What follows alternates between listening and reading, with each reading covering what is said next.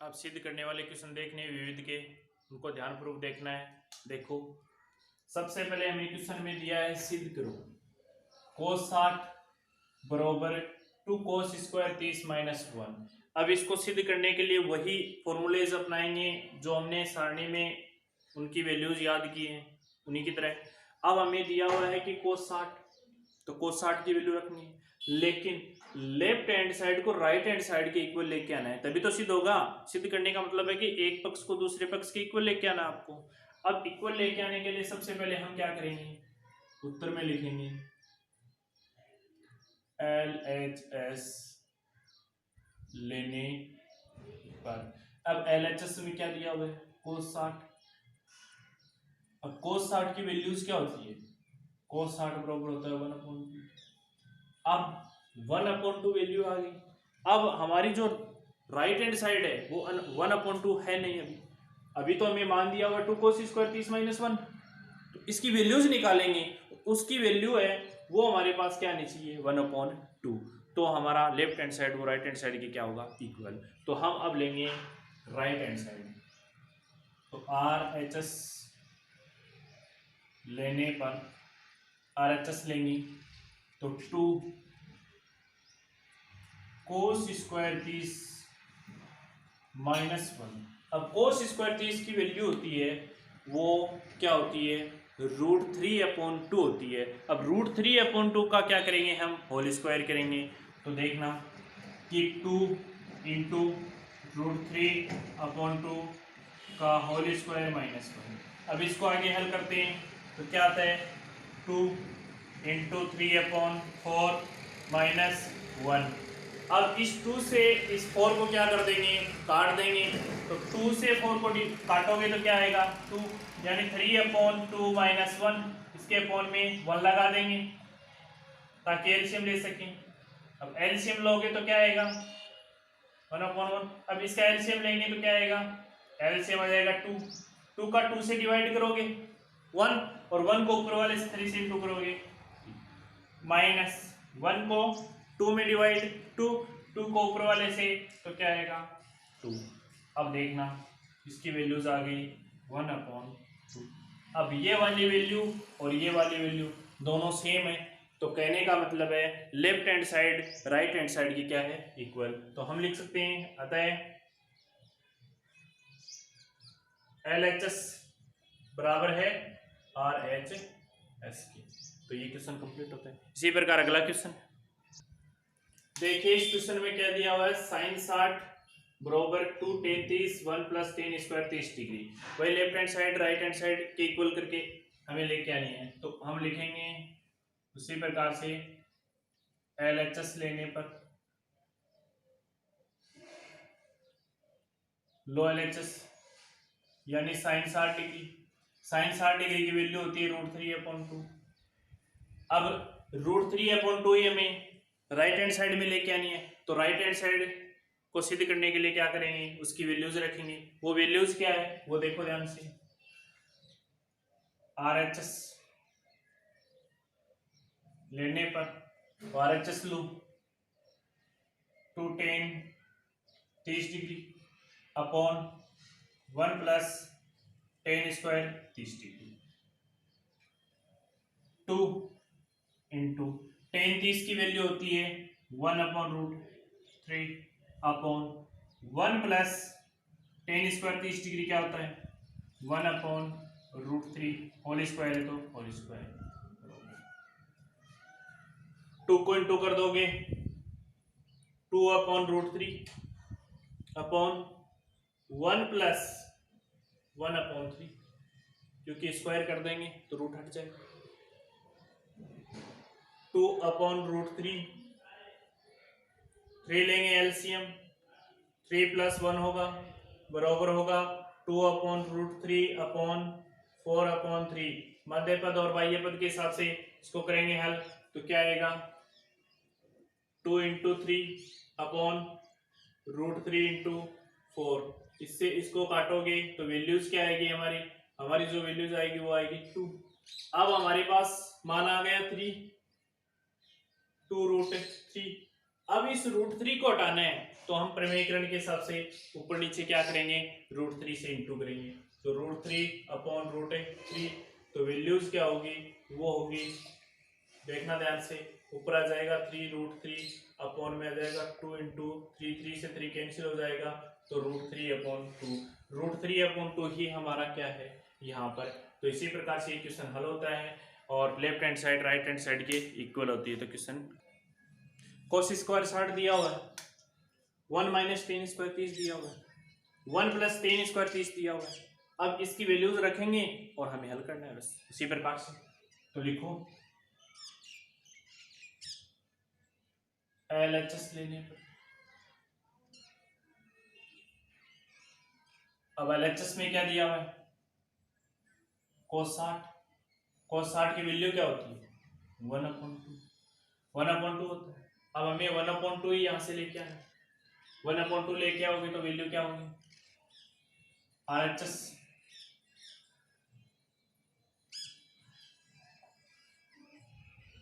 Right hand side लो, 1 minus ten square 30 degree, 1 plus ten square 30 degree, value क्या होगी 1 minus 1/√3 का whole square, 1 plus 1/√3 का whole square. अब देखना इसके अपॉन में मैं 1 लगा देता हूँ, इसके अपॉन में भी 1 लगा देता हूँ ताकि एलसीएम लेने में कोई दिक्कत ना हो। ठीक है, अब इसको आगे हल करो। 1 माइनस 1/√3 का होल स्क्वायर करोगे तो 1/3 आएगा, 1/3 इसके अपॉन में 1 आ जाएगा, इसमें भी एज इट इज आएगा 1/3, बस साइन यहाँ पर माइनस है यहाँ पर प्लस हो जाएगा। अब इसका एलसीएम क्या होगा 3, दोनों का एलसीएम होगा 3, तो क्या करोगे 3 माइनस 1/3 प्लस 1/3। अब देखो इसको हल करोगे 2/3, इसको हल करोगे तो 4/3, मध्य पद और बाह्य पद के हिसाब से ये कैंसिल आउट हो जाएंगे और वैल्यूज क्या आ जाएगी 2/4 यानी 1/2, यानी left hand side right hand side की क्या हो गई इक्वल। तो इसी के साथ ये क्वेश्चन कंप्लीट होता है। इसी प्रकार अगला क्वेश्चन देखना है। इस क्वेश्चन में लेफ्ट हैंड साइड हमें दी हुई है, राइट हैंड साइड इक्वल लेके आनी है। तो LHS लेंगे, LHS लेने पर LHS में क्या दिया हुआ है sine 45 degree plus cos 45 degree का होल स्क्वायर। अब हमें क्या करना है इनकी वैल्यूज रखनी है, उसके बाद हमें होल स्क्वायर करना है, नहीं कि पहले हमें होल स्क्वायर करना है। तो ध्यान से देखना इसकी वैल्यूज होती है 1/√2 और कोस 45 की भी 1/√2। अब इनका होल स्क्वायर है यानी इनका पहले हम ब्रैकेट हल करेंगे यानी एलसीएम लेंगे। तो एलसीएम क्या आएगा √2, ऊपर आ जाएगा हमारे पास 1 + 1 यानी इसका होल स्क्वायर यानी 2/√2 का होल स्क्वायर क्या होगा 4/2। इसको काटोगे तो वैल्यू आएगी हमारी क्या 2 और 2 ये हमारा क्या है राइट हैंड साइड में। तो LHS बराबर है RHS। इसी के साथ ये क्वेश्चन कंप्लीट होता है क्योंकि देखो पहले हमें ब्रैकेट हल करना है, यदि ब्रैकेट हल नहीं करोगे तो क्वेश्चन को गलत कर पाओगे आप। तो हमें हमेशा बॉन्डवास के नियम के आधार पे हमेशा पहले हमें ब्रैकेट को हल करना है। ठीक है, इस क्वेश्चन में क्या दिया हुआ है 4 tan 30 sin 45 sin 60 और sin 90 बरोबर हमें सिद्ध करना है √2। तो √2 करना है तो ये वाली वैल्यूज को लेफ्ट हैंड साइड को राइट हैंड साइड के इक्वल लेके आना है। तो इसकी जो भी त्रिकोणमितीय अनुपातों की वैल्यूज है उनको रख दो और एक दूसरे को इंटू कर दो क्योंकि सभी एक दूसरे से क्या है गुणा में है और हमें √2 लेके आना है। तो क्या करेंगे हम लिखेंगे LHS लेने पर अब LHS में क्या दिया हुआ है हमें LHS में दिया हुआ है 4 tan 30 degree sin 45 degree sin 60 degree और sin 90 डिग्री। अब क्या करेंगे 4 इंटू tan 30 की वैल्यूज होती है 1/√3 इंटू sin 45 की होती है 1/√2